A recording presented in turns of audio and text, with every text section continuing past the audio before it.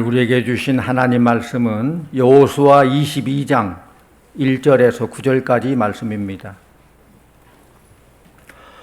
여호수아 22장 1절에서 9절 말씀을 교독하겠습니다. 그때에 여호수아가 르우벤 사람과 갓 사람과 므낫세 반지파를 불러서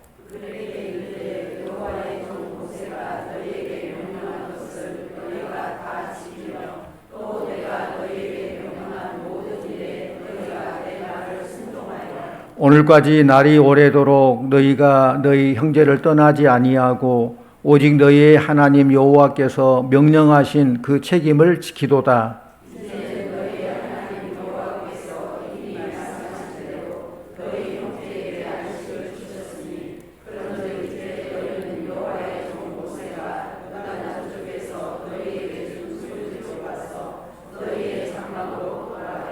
오직 여호와의 종 모세가 너희에게 명령한 명령과 율법을 반드시 행하여 너희 하나님 여호와를 사랑하고 그의 모든 길로 행하며 그의 계명을 지켜 그에게 친근히 하고 너희의 마음을 다하며 성품을 다하여 그를 섬길지니라 하고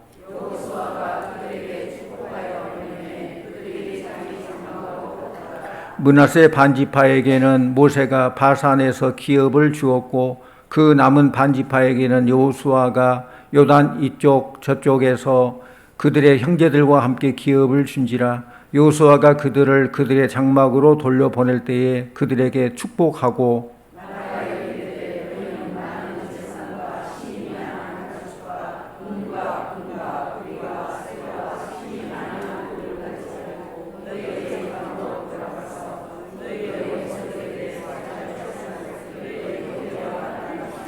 함께합니다. 르우벤 자손과 갓 자손과 므낫세 반 지파가 가나안 땅 실로에서 이스라엘 자손을 떠나 여호와께서 모세에게 명령하신 대로 받은 땅 곧 그들의 소유지 길르앗으로 가니라.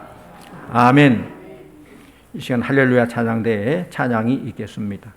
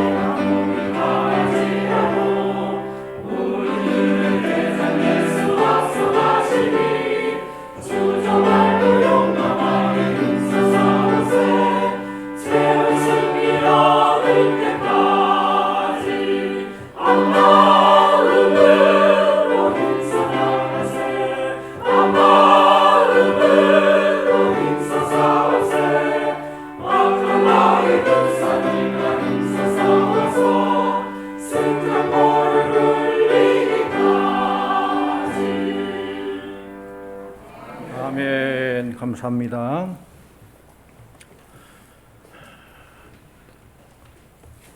스포츠 경기를 보면은 한 사람이 하는 기록 경기 종목도 있고 여러 사람이 팀을 합쳐서 하게 되는 단체 팀 경기도 있습니다. 특별히 팀 경기에서는 마음이 하나가 되어서 힘써서 한 목표를 향해 열심히 해야 이길 수 있습니다. 축구 같은 경우 보면 11명의 선수들이 있는데 각자가 공격수는 공격수대로 또 수비수는 수비수대로 키퍼는 키퍼대로 각자 위치에서 한 마음을 가지고 열심히 해야 승리할 수 있어요. 누구 하나가 잘한다고 막 혼자만 잘한다고 다 되는 것 아니에요. 각자 위치에서 제일을 잘해야 돼요. 찬송한 것처럼 한 마음으로 힘써 나가고 한 마음으로 힘써 싸울 때에 승리하게 될 줄로 믿습니다. 마음이 하나가 돼야 돼요. 이것은 우리가 살아가는 이 세상에서도 적용되는 내용입니다. 복된 가정을 이루기 위해서는 온 가족이 마음이 하나가 돼야 돼요. 남편 따로, 아내 따로, 부모 따로, 자식 따로. 그렇게 따로가 되면은 행복한 가정을 이룰 수 없어요. 가정 제도를 창설하신 하나님께서 그러므로 남자가 부모를 떠나 그 아내와 연합하여 둘이 한 몸을 이룰지로다. 육체도 한 몸이지만은 마음이 하나가 돼야 된다라는 것입니다. 교회도 그렇습니다. 교회의 머리 대신 예수님 안에서 목사를 비롯해서 모든 성도가 한 마음으로 섬길 때에 하나님이 기뻐하시는 교회가 되는 것입니다. 사회 질서도 그렇습니다. 모든 사람이 한 마음으로 지켜나갈 때에 질서가 잡히고 안정된 사회가 되는 것이지 자기 마음대로 자기 기분에 따라서 막 날고 뛰고 무차별 폭행하고 그러면 사회 질서가 깨뜨려져요. 안심하고 살 수가 없어요. 민수기 32장에 보면은 이스라엘 백성들이 가나안 땅에 들어가기 전에 르우벤 지파, 갓 지파, 므낫세 반 지파가 요단 동편에서 이 땅이 참 좋습니다. 이 땅을 우리에게 주소서라고 모세에게 말해요. 근데 실제 가나안 땅에 들어가려면은 요단 동쪽에서 요단강을 건너서 요단 서쪽으로 해서 가나안 땅을 진격해 가야 돼요. 요단강을 건너야 돼요. 근데 르우벤 지파, 갓 지파, 므낫세 반 지파는 요단강도 건너지 않고 요단 동편에서 이 땅에 살게 해달라고 하니 처음에는 참 난감했어요. 모세가 이 얘기를 듣고. 그러면 나중에 그들의 요구를 들어준 대신에 그 대신 요단 서편에 가서 가나안 전투를 할 때 가나안 전투에는 다 동참해야 된다. 그 전투에는 참여해야 된다라고 말하고 그렇게 허락했어요. 그들의 가축과 부녀자들과 최소한의 수비들을 남겨두고 나머지 장정들은 무장을 하고 요단 서편에 건너가서 다른 지파와 함께 가나안 정복 전투에 함께 동참했습니다. 모세의 명령대로 이들 지파는 가나안 땅을 향해서 요단강을 건너고 완전 무장을 하고 가나안 전쟁의 선봉에 서게 됐다는 거예요. 우리 말씀을 찾아보기 원합니다. 여호수아 4장 12절 13절 우리 화면 보고 같이 봅니다. 여호수아 4장 12절 13절 르우벤 자손과 낫 자손과 므낫세 반 지파는 모세가 그들에게 이른 것 같이 무장하고 이스라엘 자손들보다 앞서 건너갔으니 무장한 4만 명가량이 여호와 앞에서 건너가 싸우려고 여리고 평지에 이르니라. 아멘. 이때 가나안 전쟁에 참여한 수가 몇 명이라고요? 4만 명. 이 4만 명이라면 그들에게 있는 장정수의 3분의 1 정도 되는 많은 수가 가나안 전쟁에 참여했어요. 르우벤, 갓, 므낫세 반지파 중에서. 여호수아는 약속을 성실히 지킨 이 르우벤, 갓, 므낫세 반지파의 노고를 치하한 후에 많은 전리품들을 그들의 기업이 있는 요단 동편 길르앗으로 보냈다. 오늘 본문 맨 마지막에 소위 길르앗으로 가니라. 이렇게 된 내용이 오늘 본문의 말씀 내용이에요. 이들은 약 7년간 계속된 가나안 정복 전쟁의 최선봉에 서서 그들의 동족들이 그 땅을 기업으로 누릴 수 있도록 큰 공헌을 했다는 것입니다. 물론 그들이 요단 동편 기름진 땅을 차지하겠다는 그 전제 조건이 있죠. 이렇게 할 때 이렇게 주겠다. 이 조건이 있지만은 약속을 지키기 위해서 이들은 세 지파가 보여준 이 생명을 내건 헌신, 가나안 땅을 정복하는 아주 중요한 원동력이 되었을 거예요. 가나안 땅의 축복은 궁극적으로 이스라엘 모든 지파가 한 마음으로 이룬 축복이라는 것입니다. 그래서 오늘은 한 마음으로 하나님의 축복을 누리며 살기 위해서 어떤 자세로 살아야 될까를 생각하면서 함께 은혜 나누기를 원합니다. 한 마음으로 하나님 축복을 누리기 위해서는 어떻게 해야 될까? 첫째로는 자신의 이기심을 버리고 희생하고 헌신할 줄 알아야 돼요. 자기 욕심만 챙겨서는 공동체의 이익을 얻을 수 없어요. 사실 민수기 32장에 나오는 요단 동편의 땅을 기업으로 주라는 르우벤, 갓, 므낫세 반지파의 주장은 어떻게 보면 이기적인 주장이에요. 그 땅이 좋으니까 그 땅 주라고. 모세는 이들의 주장이 공동체에 악영향을 끼칠 것을 알기 때문에 허락하지 않았어요. 이렇게 한다면 누가 요단강을 건너가서 누가 가나안과 싸워서 승리할 수 있겠느냐? 처음에는 반대했어요. 전체의 사기를 떨어뜨리는 그런 악한 행위이기 때문에. 그러나 모세의 긴 경고의 말을 듣고도 돌이키지 않게 되고 그들이 타협안을 제시하죠. 우리가 다른 지파들과 함께 가나안 땅에 들어가기 위해서 전투에 참여하리라. 그 대신 이 약속의 땅, 요단 동편의 땅을 차지하게 해달라. 이 타협안을 제시하죠. 그들이 가나안 전쟁에 함께 가기로 작정한 이후에 그들은 이 타협안대로 가나안 전쟁의 최선봉에 서게 됩니다.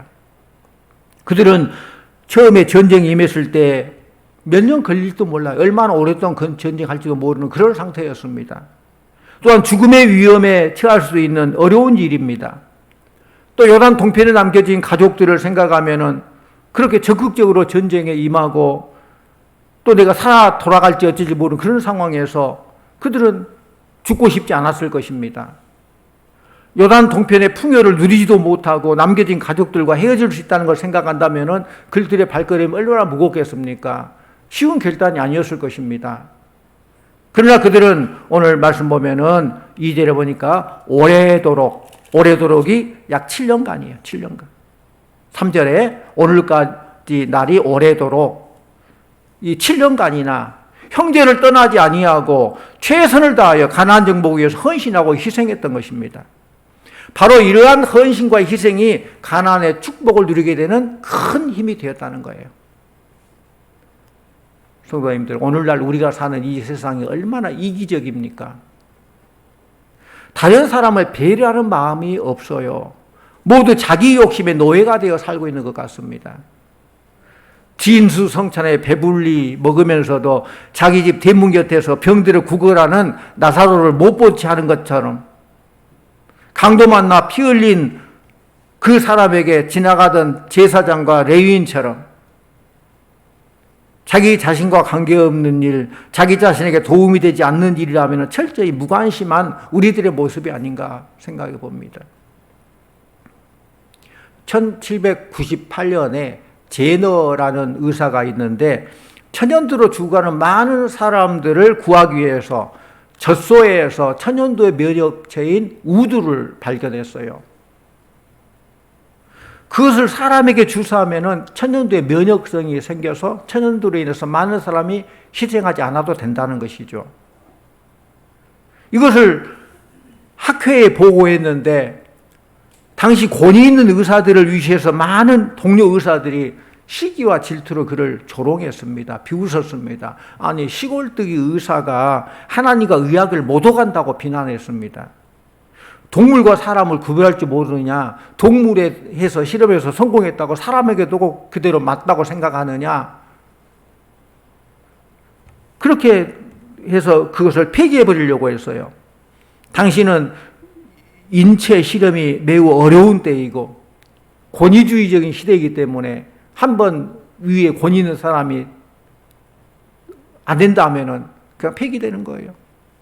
그래서 그는 눈물을 머금고 말했습니다. 몇 달 전에 어느 사람에게 주사를 해서 듣지 않았습니까? 사람에게 인체 실험에 그때 효과가 있지 않았습니까? 했더니 그 한 사람 가지고 어떻게 아느냐? 또 그렇게 말을 해요.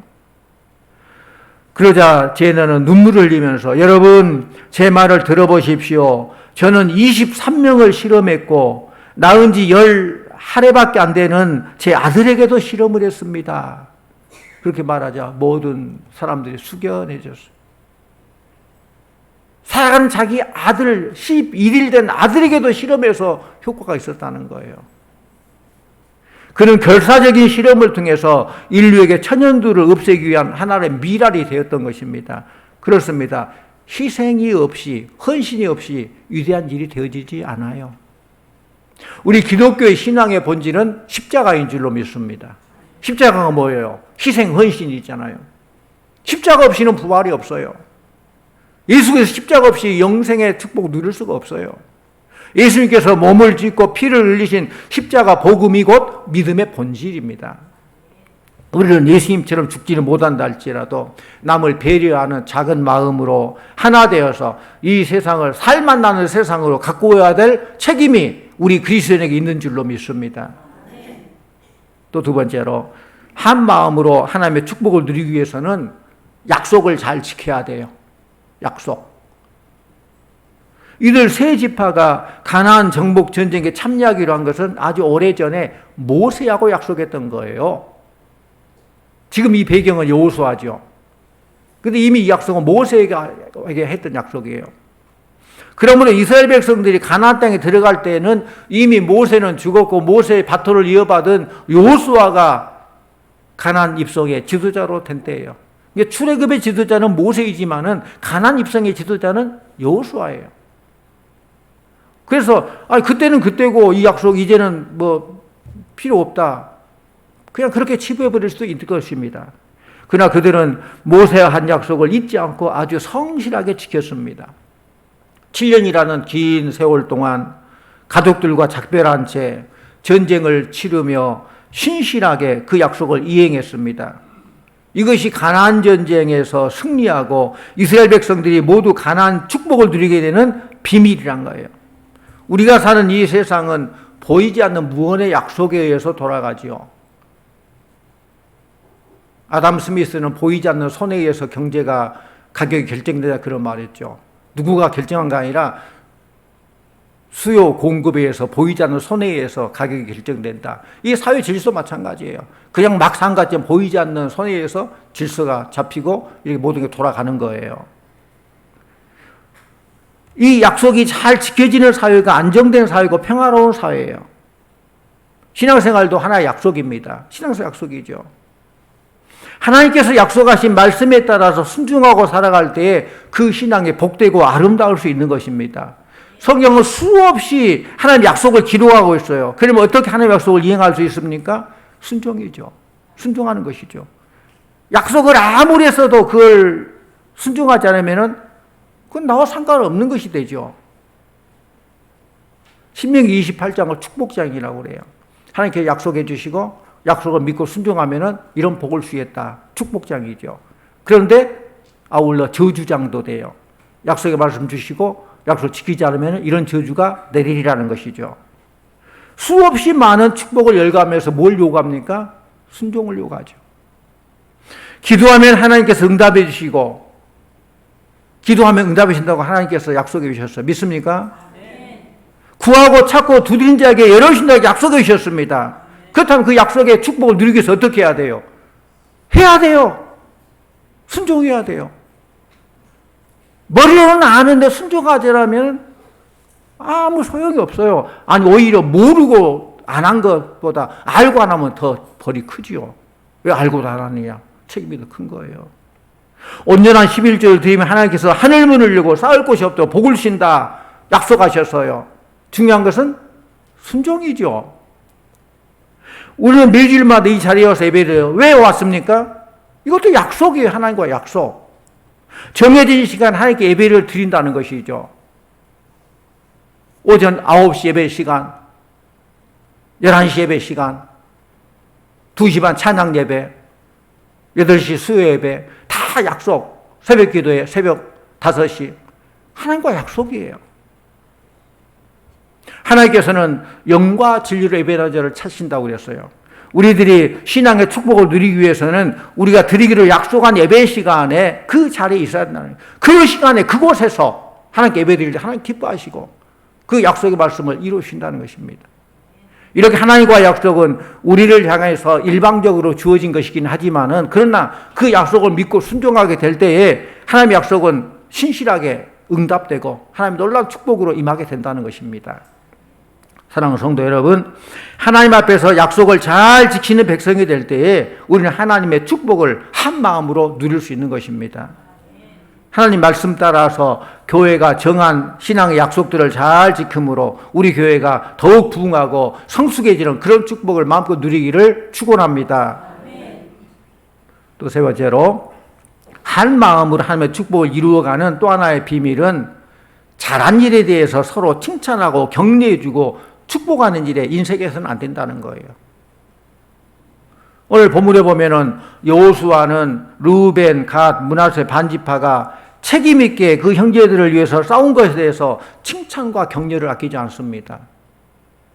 그리고 여호수아는 그냥 말로만 칭찬하고 잘했다가 아니라 그들에게 가나안 정복 전쟁에서 얻은 많은 전리품들을 나누어 줬어요.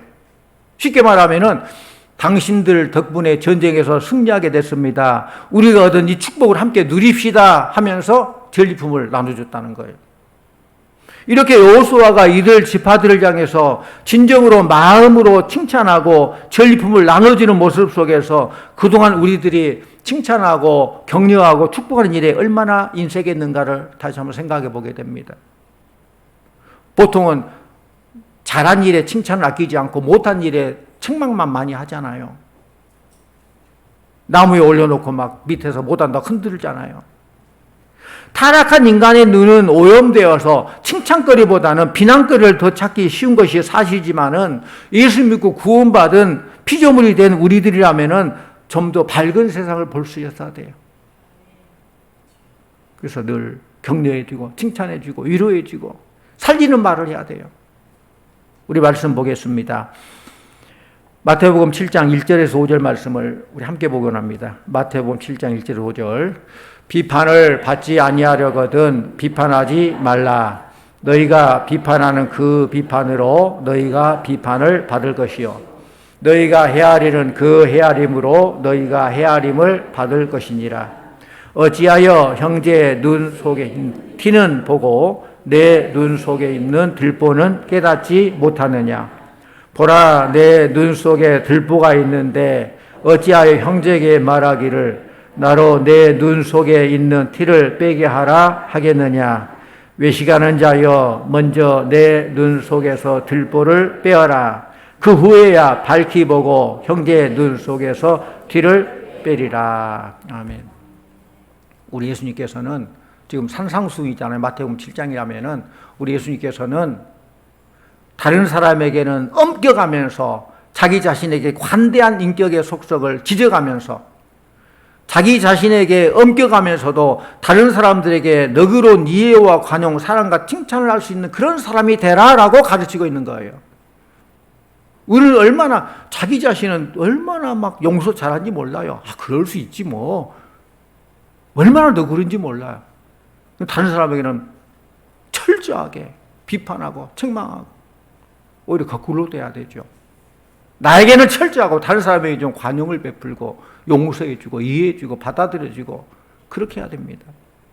빌립보서 2장에 보면은 사도 바울은 그리스도인들이 이 세상을 살아가는 원리를 예수님의 마음이라고 가르쳐 주었습니다. 예수님의 마음. 나도 너를 정죄하지 아니하노니 다시는 가서 죄를 짓지 말라. 이것이 십자가의 복음, 구원의 진리인 거예요. 가나안의 7년 전쟁이 끝난 후에 르우벤 지파, 갓 지파, 므낫세 반지파 사람들은 많은 전리품을 얻게 되었습니다. 그들은 이 전리품을 가지고 요단 동편 땅으로 돌아가게 되었어요. 그때 여호수아는 너희들이 전쟁에서 얻은 노획물들을 전쟁에 참여하지 않는 그런 사람들과 함께 나누라라고 했어요. 전쟁에 참여하지 않는 사람에게도 전리품을 함께 나누라고. 8절 말씀 같이 볼까요? 8절 말씀 같이 봅니다. 말하여 이르되 너희는 많은 재산과 힘이 많은 가축과 은과 금과 구리와 새와 힘이 많은 의복을 가지고 너희의 장막으로 돌아가서 너희의 원수들에게서 탈취한 것을 너희의 형제와 나눌지니라 하매. 여호수아는 왜 전쟁에 참여하지도 않는 사람들에게 이 전리품을 가지고 와서 나누라고 했을까요? 만약에 전쟁에 참여하지 않는 자들은 안 주고 참여한 사람은 자기들만 가졌다라면은 굉장히 그 이기심이 막 커지고 자기 공력을 드는, 내가 전쟁 가서 이렇게 승리했다, 당연히 나는 가져야지, 니네들은 뭐 안 했다, 막 갈라질 거예요. 갈라치기를 할 거예요. 또한 르우벤 지파, 갓 지파, 므낫세 반 지파가 전쟁에 나가 최선을 다해 싸웠지만은 결국 전쟁을 이기게 하신 분은 누구예요? 하나님이시란 거예요. 그들이 참여했지만은, 그들이 피땀 흘렸지만은 결국 하나님께 승리해 주셨다. 모든 걸 하나님께 영광 돌리는 거예요.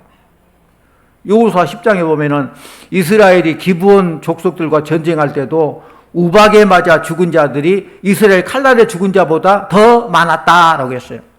무슨 말이에요? 이 모든 것이 하나님의 도우심 때문에 승리했다는 거예요. 사람의 힘이나 물리적인 병력의 힘이 아니라 하나님께서 함께 하실 때 승리하게 되다 모든 결과를 하나님께 영광 돌리는 것이죠.